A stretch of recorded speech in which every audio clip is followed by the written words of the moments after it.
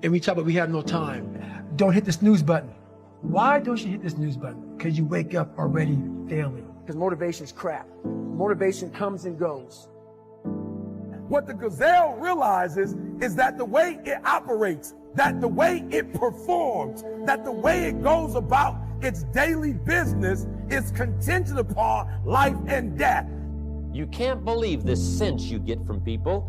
If you say, I've done this, I've been through this, and I've read this, and I've done all this, and I still can't come up with the answer, could you help me?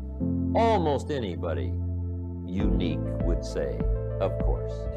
You're worried about what people think of you because you fail at something, or because you're afraid of what people are going to think about you because you're not good at something. Make no mistake that these people that are putting you in a position to think less of yourself, they may have the same circumstances going on in their life with something that you're veteran and they're not. That's what makes us unique, so don't let fear control your life. Overcome the fear, overcome it, and understand it that all you got to do is just keep moving. Nothing behind you is going to help you. Everything in front of you is where you need to be. The thing about success that is limitless, and when you feel that you have reached a level, go a little bit further.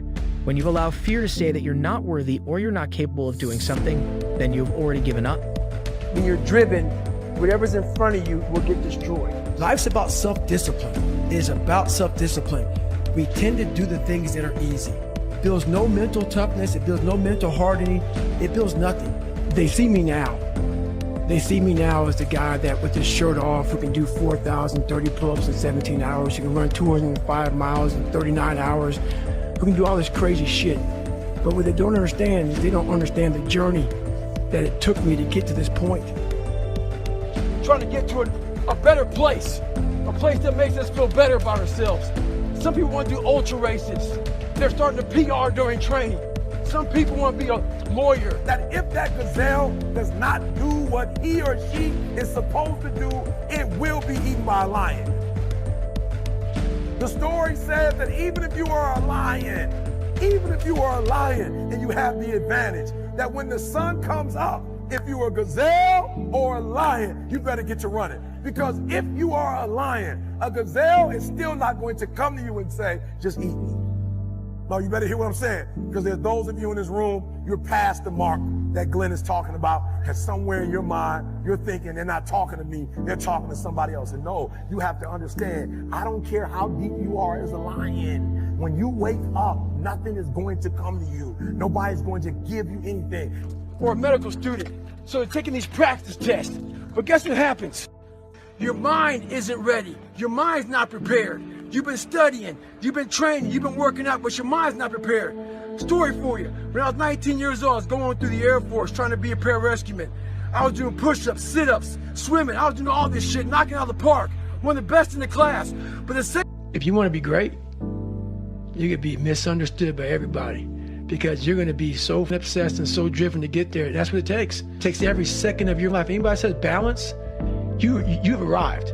They're still not giving stuff to ET. I still have to work. I still have to fly 20 hours to get to Australia. I still have to go to London. I still have to do free stuff in Detroit. I still have to drive. I'm a lion, and when the sun comes up, I still have to get to running. Here's the challenge, though. I asked myself when I read that story, that's what's on the surface.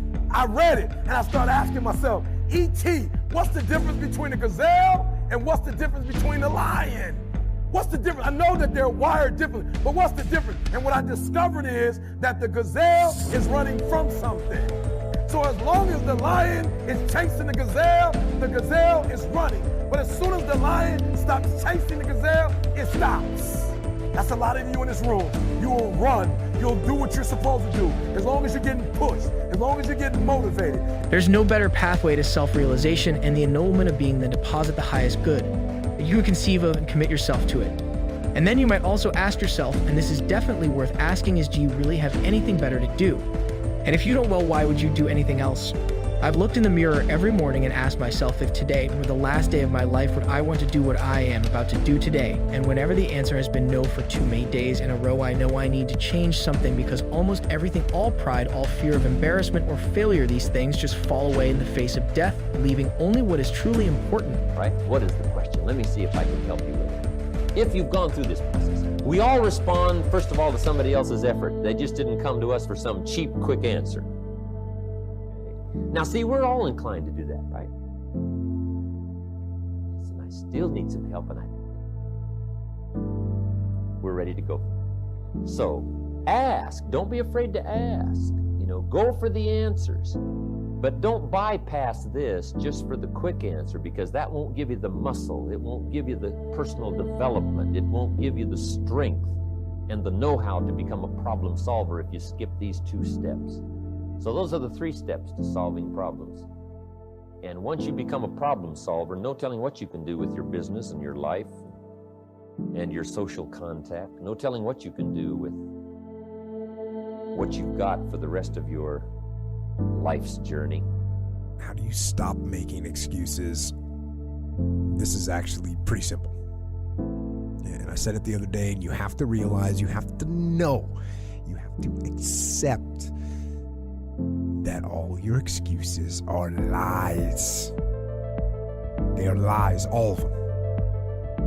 Think about the things that you tell yourself, the lies you use to rationalize taking the easy road and leaving discipline behind. Think about them. Always something there to build a case on why you can't move on, why you can't grow to the next level, why you can't begin to manifest your greatness, why you can't begin to live life on your terms. Always something there to block you, to keep you where you are, and keep you from beginning to develop your true greatness. Always some fear. You literally have nothing to lose, and the only thing that's in your hand is a dream. The only thing that's in your head is, I have what it takes to get to the top of that hill. You must understand that there is more than one path to the top of the mountain. There will be many times in your life there will be depression, there will be anxiety, there will be oppression, there will be stress, there will be overwhelm. Will you buckle under the pressure, or will you rise to the occasion? You are not dead, yet you may be tired. But you are not dead, you may be broken. But you are not dead, you may be weary. But you are not dead, you have an opportunity to rise above what happened to you. Be thankful for what you've already got. Here's what Thanksgiving does. Opens up the windows of possibility, opens up the door. Appreciation opens the door to receive even more. Here's what closes all doors: cynicism. You become cynical about the past, and cynical about the future, and cynical about everybody, and even cynical about yourself. That locks up all the doors, closes all the channels, the windows of opportunity and ideas to flow. So if we cancel out cynicism and replace it with thanksgiving for every little thing, every small thing, and be thankful for what you already know, it brought you here. So Thanksgiving. Here's the next one: be eager to learn. You already know a lot, but be eager to learn the rest. I've learned a lot in my years, but I'm eager to learn the rest. Now I'm trying to capsulize my learning. I'm trying to accelerate my learning. How do we handle it? And I'm saying that if you've been hiding out behind but, if you've been using the fact that you don't have enough money or you don't have the education, take it head on. Go get the education. You don't have time. You don't have support. You don't know the best way. Or you're too old, or you're too young. Of course you're too old or too young. Lie. And there's, you're too busy. Sure you are. And you're too tired, or you're too sore, or you're just plain not feeling it. Lies, lies, lies. And the list goes on and on and on. This is not the time to quit. This is not the time to give up. Even when you think you're weak, you have a way to be strong. Yes, darkness is upon you, but there will come a time. The sun will shine dawn. It's coming, the sun is going to rise, and you will see the light within you. Nothing can stop this, because that light has already been there. That light is embedded in you. That light exists in you. The time has come for you to succeed, for you to stand tall, for you to understand that you've got a mission, and your mission is not done yet. Every day it's not going to be a good day, but every day is a blessed day.